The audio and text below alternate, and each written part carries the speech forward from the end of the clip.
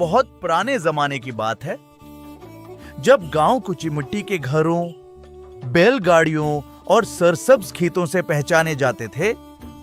जिला से दूर एक छोटा सा गांव था, नूरपुर। गांव के बीचों बीच एक पुराना कनवा था, जिसके बारे में मशहूर था कि वो 100 साल से भी ज्यादा पुराना है। वो कनवा आम कनवा जैसा नहीं था। उसकी मंडेर पर अजीब व गरीब नक्श व नगार बने हुए थे। बुजुर्ग कहा करते थे कि ये कनवा किसी फकीर की दुआ से बना था और उसका पानी कभी खशक नहीं होता। मगर उस कनवे के बारे में एक और बात भी मशहूर थी। लोग कहते थे कि उस कनवे में एक राज छिपा है। प्रासरार बातें गांव के बच्चे शाम ढले उस कनवे के पास जाने से डरते थे। बाद औरतें कहती थीं कि उन्होंने रात के वक्त वहां से हल्की हल्की रोशनी निकलते देखी है।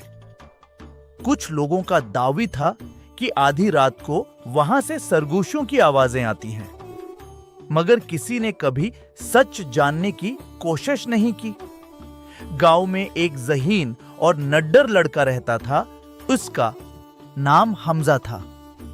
वो 15 साल का था, मगर उसकी आंखों में तजस्सुस भरा रहता था। वो हर बात की हकीकत जानना चाहता था। एक दिन उसने अपनी दादी से पूछा, दादी उमा, उस कनवे में आखिर क्या राज है? लोग इतना क्यों डरते हैं? दादी ने गहरी सांस ली। बेटा, मैंने अपने बुजुर्गों से सुना है कि बहुत अरसा पहले यहां एक अमीन और नेक दिल शख्स रहता था। उसने अपनी सारी दौलत गांव वालों की भलाई के लिए वक्फ कर दी थी। मरने से पहले उसने कुछ कीमती चीज कनवे में छिपा दी थी, मगर वह खजाना दौलत नहीं था, कुछ और था। हमजा की आंखें चमक उठें। क्या था वह? यही तो राज है, दादी ने मुस्कुराकर कहा। पहला कदम इस रात हमजा सो न सका। इसके दिल में सवाल ही सवाल थे। अगले दिन वह अपने दोस्त अली को साथ लेकर कनवे के पास गया। कनवा खामोश खड़ा था। हवा चल रही थी और दरख्तों के पत्ते सरसरा रहे थे। हमजा ने मंडेर पर बने नक्श गौर से देखे। इनमें कुछ अल्फाज भी कंदा थे, मगर वक्त के साथ मदम हो चुके थे। उसने हाथ फेरकर मिट्टी साफ की। आहिस्ता आहिस्ता लफ्ज वाजे होने लगे। सच्चाई में रोशनी है। हमजा चौंक गया। अली, हाँ ये देखो। अली घबरा गया। हमें यहां नहीं रखना चाहिए। लोग कहते हैं यहां आसीब है। मगर हमजा डरने वालों में से नहीं था। परासरार रोशनी चंद दिन बाद पूरे गांव में बात फैल गई कि रात को कनवे से रोशनी निकली है। लोग खौफजदा हो गए। हमजा ने फैसला किया कि वो सच मालूम करके रहेगा। रात को जब सब सो गए, वो आहिस्ता से घर से निकला। चांदनी फैली हुई थी। वो दबे पांव कनवे तक पहुंचा। शुरू में सब खामोश था। फिर अचानक कनवे के अंदर से मध्यम सी रोशनी नमूदार हुई। हमजा का दिल जोर जोर से धड़कने लगा, मगर वो पीछे न हटा। उसने हिम्मत करके कनवे में झांका। रोशनी नीचे पानी के अंदर से आ रही थी।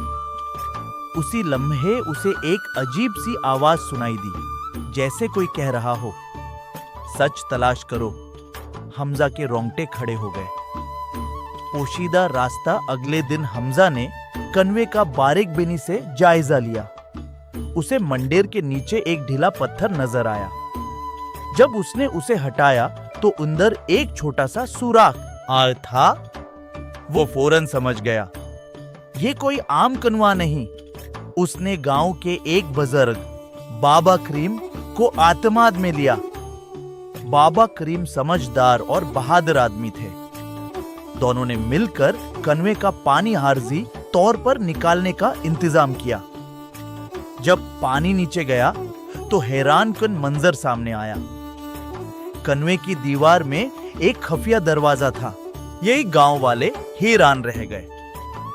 दरवाजा खोला गया तो अंदर एक तंग सा रास्ता था जो नीचे की तरफ जाता था। बाबा करीम और हमजा मशाल लेकर अंदर दाखिल हुए। रास्ते के आखिर में एक छोटा सा कमरा था। कमरे के बीच एक लकड़ी का संदूक रखा था। हमजा ने कपकपाते हाथों से संदूक खोला, मगर अंदर सोना चांदी नहीं था। एक पुरानी किताब थी। असल खजाना किताब के पहले सफ़े पर लिखा था, जो उस मकाम तक पहुंचा है वो जान ले कि असल खजाना दौलत नहीं, इल्म और सच्चाई है। मैंने अपनी दौलत उस गांव के लोगों में बांट दी थी, मगर मैं चाहता था कि आने वाली नस्लें समझें कि सबसे बड़ी ताकत इत्तेहाद, सच और इल्म में है। किताब में खेती बाड़ी के जदीद तरीके, पानी महफूज करने के नुस्खे और इंसाफ व दयानत के असूल दर्ज थे। बाबा करीम की आंखों में आंसू आ गए। यही वो राज था। हम सालों से डरते रहे, हालांकि यहाँ तो हमारी भलाई छपी थी। गांव की तब्दीली उस दिन के बाद नूरपुर बदल गया। लोगों ने किताब सा मैं दिए गए तरीके अपनाए।